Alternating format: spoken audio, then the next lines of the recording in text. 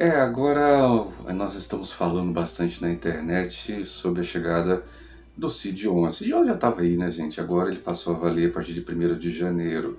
O que o CID-11 muda na vida da pessoa autista? De forma geral, quase nada, né? De quase nada. Mas tem uma coisa que ele pode fazer muita diferença e pode parecer que não. Ele vai ter outras atuações, né, importantes, só que tem uma que lida com os benefícios das pessoas, que pode sim o CID-11 trazer um pouco de dor de cabeça para a comunidade autística. Eu sou Alexandre Soledade e esse é o canal Meu Mundo Autista. Muito obrigado por você estar aí.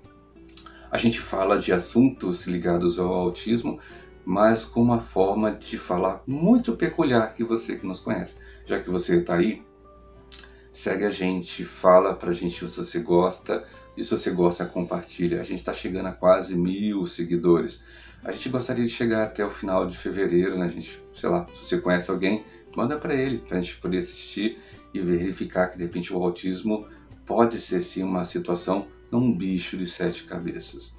Gente, com a chegada do CID-11 é preciso falar uma coisa primeiro, a história desse trem.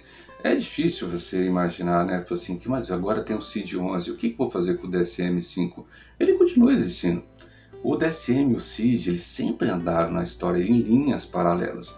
Eles existem, cada um tem o seu objetivo. Então, por exemplo, o DSM é um manual estatístico. Ele foi criado e foi pensado para dar estatísticas sobre determinadas situações, inclusive sobre situações mentais, separar as pessoas entre aquelas que tinham as faculdades mentais preservadas e aquelas que eram normais, entre aspas. Então, quer dizer, o DSM ele nasceu para ser estatístico, apresentar estatísticas e prevalência das coisas. Como é a prevalência? Pode ver, né? Prevalência, qual a prevalência do autismo? 1 a cada 34. Qual a prevalência e tal coisa? Então, são baseados em estatística. O DSM nasceu para isso. O CID ele nasceu para codificar doenças e que levaram as pessoas à morte. Então, do que a pessoa morreu? Ah, morreu de tal coisa. CID 10, CID 9, CID 8, olha, já estamos no 11. Então, a CID diz né, do que a pessoa tem, que levou de repente ao óbito. Mas à medida que o tempo foi passando, não simplesmente o óbito é a prevalência, esses manuais, essas referências passaram a ajudar a codificar o que as pessoas tinham, codificar enfermidades em doenças. Basicamente é isso. A pessoa estava enferma, mas não estava doente, ela só não estava plena da saúde dela. Mas a partir do momento que ela é identificado que aquela enfermidade se transformou num quadro um pouco maior e já tinha um nome esse quadro, então passava a ter o nome de uma doença. Então, o DSM ajudava a dizer o que é. E o CID codificava o que se trata. Então, eles caminham em paralelo, mesmo às vezes eles falando coisas distintas. Então, por que eu falo que existem algumas coisas que vai criar um pouco de embaraço ao chegar do CID-11?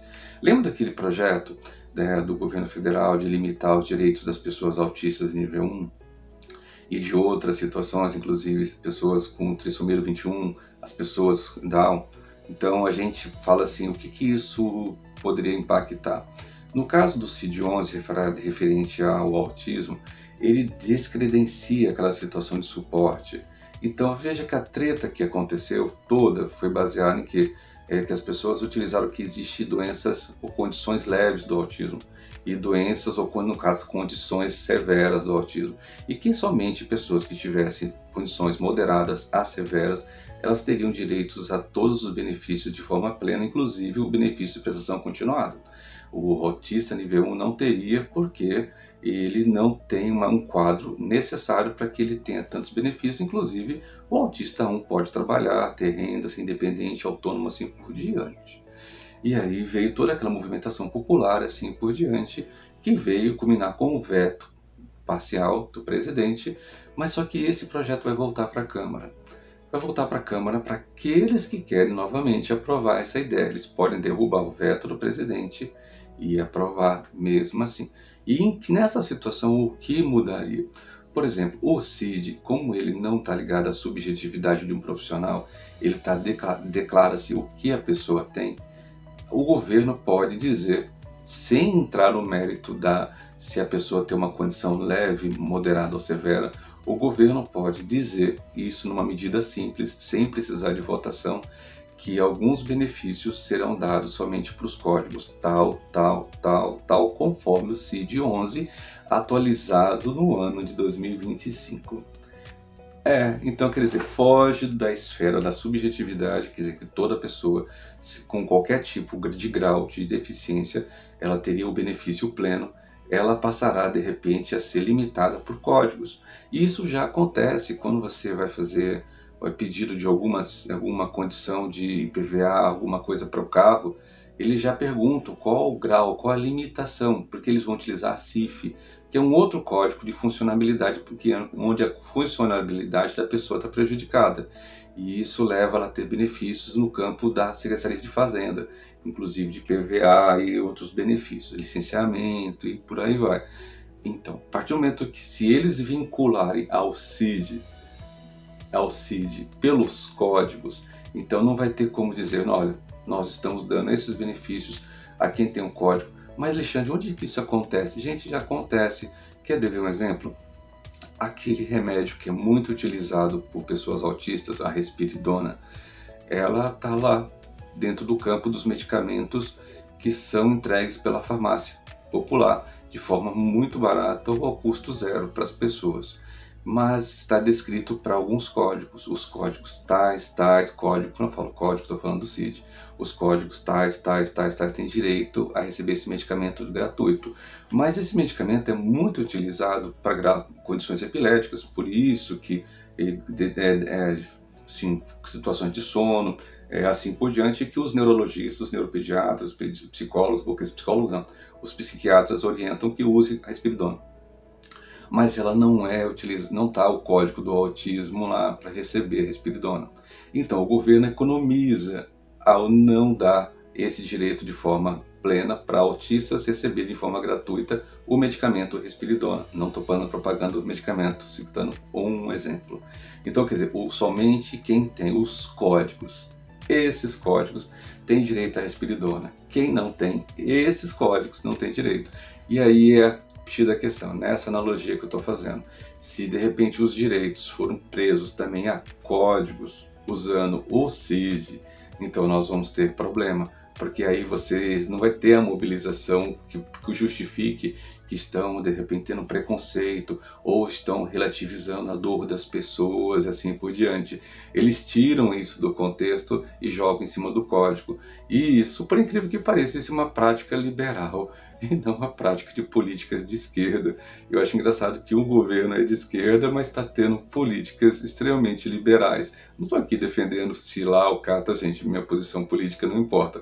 Mas eu acho engraçado como é que uma medida liberal de um governo de esquerda vai acabar fazendo com que pessoas percam benefícios, ao invés do governo ir atrás de quem está fraudando, das indústrias que fraudam quando eu falo indústria, são pessoas que levam muita gente de ignorantes, quando eu falo ignorante é sem saber o que está se tratando, a de repente achar que podem ter o benefício e aí estão rachando de ganhar dinheiro em cima do governo, e não somente com o BPC, mas em outras situações essa indústria do laudo é terrível, não somente para o autismo, né? Para tanta gente, quantas pessoas você vai lá na fila lá para poder fazer a avaliação do INSS e depois que sai de lá a pessoa sai andando normal, mas quando vai no INSS vai mancando. A gente acontece essas coisas. Vamos voltar ao assunto. Então quando o autismo, ele de repente agora passa a ser também observado sob o CID-11, o governo pode utilizar o CID-11 como a referência e já usa. Porque, tipo assim, quando a gente fala de CIF, é isso que é utilizado no INSS para poder fazer afastamento, aposentadoria das pessoas, e também utiliza o CID. O CID é importante. Então, quais são os CIDs que levam a pessoa à invalidez, incapacidade ou à aposentadoria precoce? São esses CIDs, né?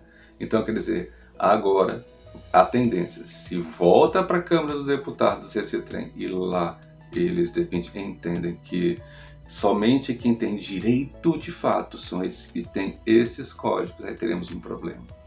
E eles não mexeram na situação da subjetividade. Ninguém está questionando se você é leve, moderado ou severo. Nós estamos dando direito a códigos. a pessoas que têm esses códigos. Então, sua vida, seu benefício, seu direito vai se resumir se você tem esse código ou não. E o que isso vai acarretar? Corre danado de pessoas de repente preocupadas. E deveriam estar preocupadas caso de repente sua vida dependa exclusivamente do benefício.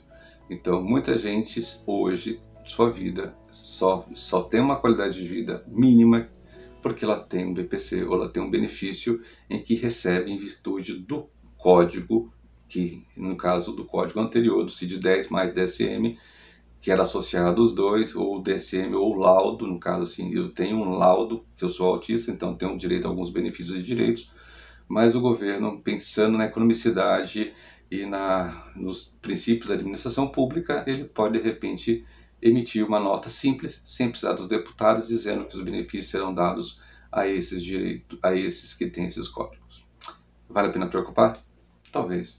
Esse é o único problema da implantação do CID-11, porque fora isso, a chegada dele não muda em nada. A história do mundo, né, quando se fala assim de doenças, o CID já está na 11ª versão, e o DSM-5, que daqui a pouco bate a porta uma versão 6, então eles vão continuar existindo e sendo publicados. O que muda? Alguma coisa sempre muda. E aí, valeu a pena essa conversa? Então mande esse vídeo para alguém que de repente precisa saber, para não estar falando borracha, não muda nada, muda alguma coisa para um público, não para todo mundo, mas de forma geral não vai mudar muita coisa para a grande maioria das pessoas.